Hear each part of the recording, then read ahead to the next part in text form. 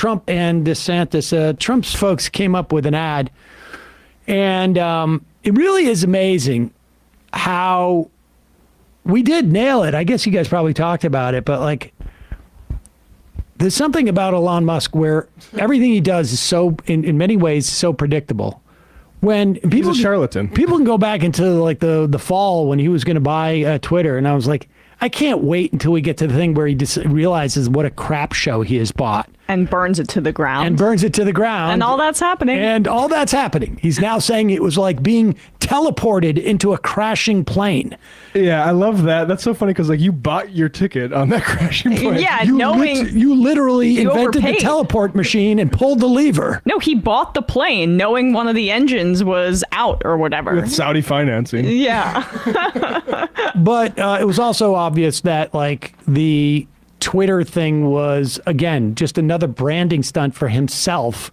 And it really, and also was not prepared to handle it. Like, fantastic. But here's Donald Trump going after DeSantis. And maybe even more importantly than what this ad, how it attacks DeSantis, we've had 2 or 3 people already enter the race just in the past week that are not DeSantis. Or announced that they're going to, or that it becomes clear that they're going to. And that is a fascinating turn of events. We'll talk about it after this ad. Yeah, and I just want to watch the expression that they start with DeSantis when he looks over at his opponent. They're really keyed in, the Trump folks, in a way that the DeSantis people are not. DeSantis was struggling big time in his primary race for governor of Florida.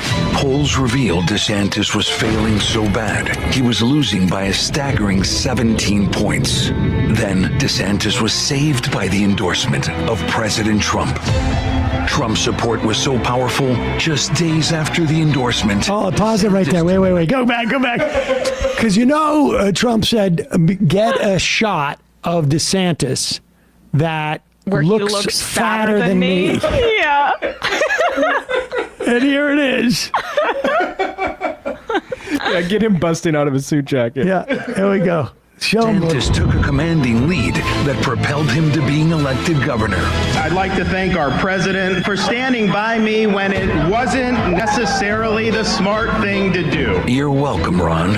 Unfortunately, instead of being grateful, DeSantis is now attacking the very man who saved his career. Isn't it time DeSantis remembers how he got to where he is? Make America great again. Build the wall. Then Mr. Trump said, "You're fired." I love that part. Truth is, there's only one person who can make America great again. I'm Donald J. Trump, and I approve this message. Let's go. I'm so glad they included that ad. That was burned into my memory when he ran for Congress. The most humiliating thing in the world that he could have done. He read the Art of the Deal to his children as a bedtime story. That was what it was. The whole ad was centered around that premise. And here's the thing that this ad captures about the nature of the race. And the reason why Tim Scott has jumped in the race, what's his face from Bergen? Doug Burgum from North Dakota is jumping into the race. Why we're going to see, and mark my words, we're going to see about 2 or 3 other people in that same lane jump in. Maybe there's some talk. I guess Youngkin is not going to. But we're hearing that maybe from New Hampshire we may get. That I can't remember. Is it Sununu? Yeah, Sununu Jr. You're going to jump into the race. The reason why you're going to see them jump into the race now is because DeSantis is running exactly in the Trump lane. And there's a bunch of other people who are like, I didn't realize the non-Trump lane would be empty, because everybody thought that DeSantis was going to run in the non-Trump lane. But DeSantis is basically just running. It's almost as if DeSantis is running with the hopes that really putting his money more on the idea that maybe something happens to Trump and he goes to jail or he dies. And so that DeSantis becomes the Trump, because he is basically right now destined to be in Trump's shadow. And with this many people in the race, there's no chance of DeSantis being able to marshal the forces. But he doesn't even seem to be going for the non-Trumpy people. He seems to be going for the just, I want Trump, but I want somebody a little bit younger. But that speaks to the incompetence of the campaign from the outset. First of all, choosing to announce your campaign, which is the moment where you get the most fundraising, more than any other moment in your campaign, where you set the tone for what your campaign is supposed to be. And he did it with Elon Musk on a conference call that had a bunch of bugs where they didn't test it before. And it's an audio only medium.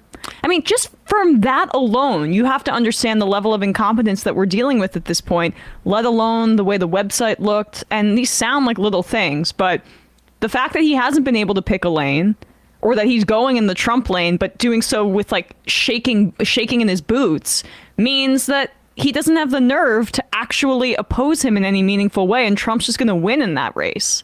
Like, what this ad does is it still makes it as Trump is the kingpin still. He came to me, and without me, he would have never had success. And look at this betrayal. It's much easier to make Trump appear like he's in the power position.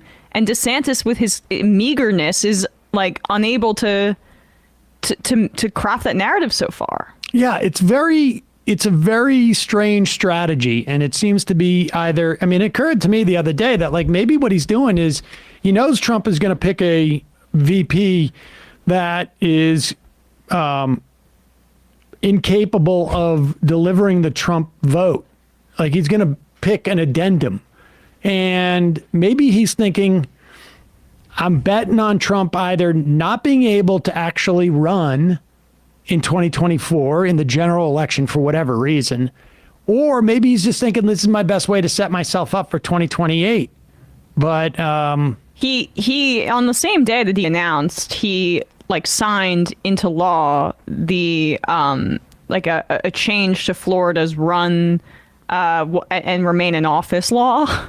So he's hedging his bets to a certain degree as well. And when we come back on Monday, we have a pre-recorded show, a great interview with Greg Mitchell, who's got a great new film out. But on Tuesday, it'll be back, and we'll go over some of the DeSantis stuff. He just signed some legislation that basically says that Elon Musk can basically spray all sorts of debris all over Florida, and there'll be no liability for that. That's amazing to me. Well, it's a good all these guys piece. are like cucks to like the same thing happened in Texas with like the SpaceX stuff just completely ruining beaches that were like the non-rich people beaches. Mm-hmm. They just spray jet fuel and stuff all over that. Who cares? Well, he is a cuck to billionaires. Like the fact that he was able to be swindled into doing an audio-only presidential announcement on Twitter Spaces is evident of that. Yeah, that was for Twitter, not for his campaign. Of course. You don't think completely swindled but him. Imagine though, Elon Musk, who's an idiot. Wait a second. Imagine for a moment, before you judge too harshly. Imagine for the moment to be able to reach arguably millions of people across the country live through something where you could listen to. This is new technology. Yeah. The idea, like we've never had the ability to do party lines, to hear audio where everybody can hear audio simultaneously as if it was live. Wow. You imagine there's probably people who are in their cars listening to this and walking around out in you could be in like a store and hear this, or in your home and hear this. We've never seen any type of technology like this. It's a good point. It's simultaneously, people all listening at the same time. Yeah. He he's totally starry-eyed by billionaires and rich guys. That's like why that's why we call him a cuck. Like it's just again what we see with him again. He got starry-eyed about the Elon Musk thing, but it's also who he's trying to appeal to with his presidency. I return to this. Trump goes to East Palestine, hands out McDonald's. Around the same time, he was doing Club for Growth fundraisers and speaking in rooms with dozens of people at police unions in Chicago and in Long Island. Like, this guy has no sense of his constituency.